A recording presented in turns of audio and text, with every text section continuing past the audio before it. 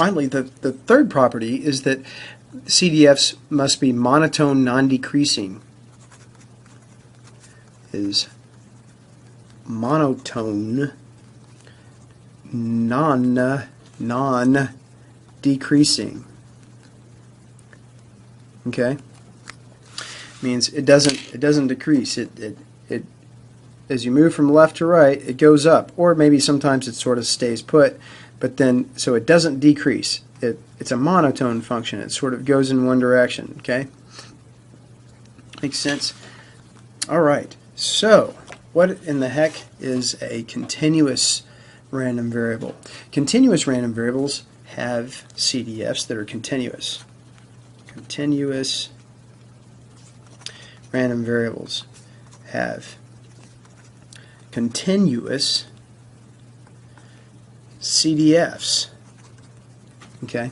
And some examples of continuous random variables might be, the air pressure, okay, in a tire or out in the outside, anywhere. Might be temperature, okay, or volume of water, right? We don't typically think of these things as being discrete valued variables.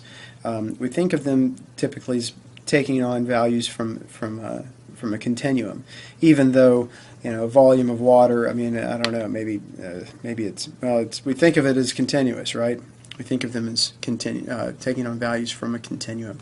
So CDFs for continuous variables will look something like this. Okay, they will be smooth. Well, they don't have to be smooth. They just have to be continuous. Okay, but they still have to satisfy all these properties of CDFs, meaning that the limit as you go to the left is 0, the limit as you go to the right is 1, and they're right continuous with left limits, and that they're monotone non-decreasing. Okay? Now, let's let F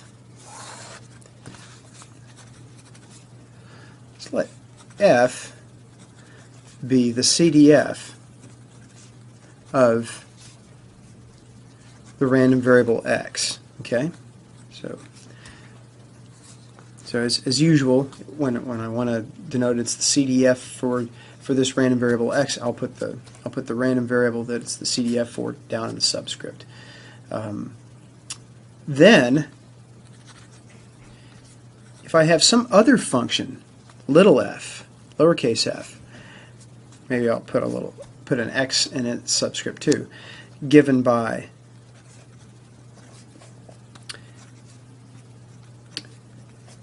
f sub x of x equals the derivative with respect to x of the CDF of x. Wherever the derivative exists,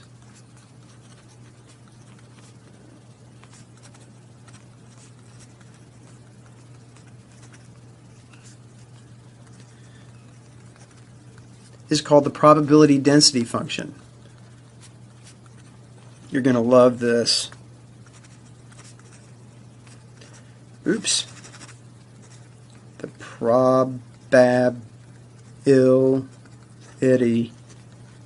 density function. Okay, we abbreviate that PDF. Okay, probability density function. This is nice. It means that you can write the CDF, right, or the probability, that's what this is. You can express the chance that the random variable x takes on a value less or equal to x as an integral from negative infinity up to x of the density function. Oops. Okay. All right. So let's see what that means. That is, if I have some density function, okay, the idea here is that these density functions just tell us how likely you are to find the random variable in certain regions. Okay, if here's some mark C, okay, so this is f sub x of x, and this is my x-axis. If I want to know the chance that this random variable takes on a value that's less or equal to the value C, it's just the area. It's just the area there to the left of C bounded by this curve. Okay? Pretty neat, huh? That is, this area right here is F, big F, evaluated at C. Okay? I can view that as an integral. So some properties of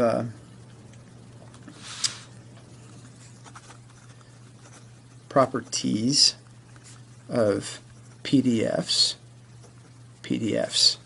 Properties of PDFs. That's what that is supposed to read as. Okay, doesn't look like it, but it does. One, they're non-negative everywhere on R.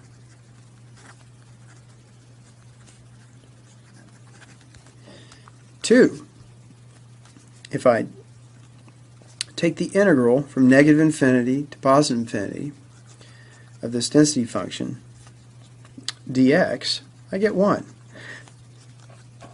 This is just a result of your probability axioms, right? All right. Hey, take a look. Take another look at this density function over here. Look at this thing. You guys remember Venn diagrams, right? If I have an event in here, it may be useful to think of the probability of this event as the area of the event, right? Maybe, this is the entire sample space, omega. Then, if this is the event A, then the probability of A you can think of as the area of A. Okay? Maybe P stands for the paint. It's the paint function. How much paint do you need to paint area A, right? Okay, so you calculate that and then divide by the total amount of paint that you need to paint the sample space. But by one of your probability axioms, that amount of paint should be 1. So anyway, that you can think of the area here in a region as the chance. Same thing here. This is a lot like a Venn diagram, isn't it? If I want to know the chance that the random variable takes on a value here or lefter, then it's just going to be this. It's just going to be the integral. That's exactly what it is. Okay. Alrighty. So now, what if we wanted to look at? Let's consider this Venn diagram stuff a little bit more. What if I had a couple of events here? I had A and I had B, and what if I consider the event B not A? That's the set minus symbol, y'all. B not A. That's everything that is in B, but is not in A. Okay, so that's all this stuff. This sort of half man, half moon man, half moon, sort of like a moon Pac-Man piece, right? Yeah. Okay. So what is the probability of B not A? Well, it's the area. You can think of it like that, right? It's the area of B not A divided by the area of the sample space, right? Okay. Or, since this is 1, it's just the area of B not A. In the same spirit, what if we had a continuous random variable, and maybe we don't want to know the chance that it takes on a value to the left of some mark, but maybe we want to know the chance that it takes on the value between 2 marks. Okay. Well, maybe here's my probability density function. This is f sub x of x. Okay. And maybe I want to know the chance that this random variable takes on a value between A and B. Okay. Then I would write that, maybe let's write it like this, okay? The chance that x is strictly greater than A but less than or equal to B.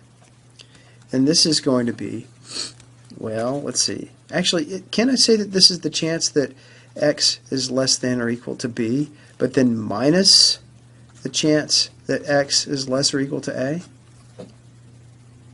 Yeah, so actually, you know what, I think it would do well to put a dashed line there, right? So then this is really just, isn't this just the integral from negative infinity up to B of the density function? And then minus the integral negative infinity up to A of the density function? But then this, isn't this just the same thing? Isn't this just the same thing as the integral from A to B of the density function? Right?